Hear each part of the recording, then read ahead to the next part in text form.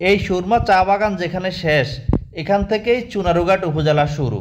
আর এখানেই রয়েছে সাতছড়ি জাতীয় উদ্যান, যেটা পুরা হবিগঞ্জেরই সর্বপ্রথম দর্শনীয় স্থান। এই জাতীয় উদ্যানে টিপরা উপজাতি এবং 200 প্রজাতির উদ্ভিদ ও প্রায় 197 প্রজাতির প্রাণী বাস করে। এই রাস্তাটা জাতীয় উদ্যানের মাঝখান দিয়েই চলে গেছে।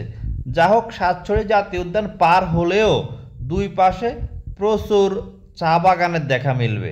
আসলে হবিগঞ্জ, মৌলভীবাজার, সিলেট এই জেলাগুলা চা বাগানের জন্য বিখ্যাত।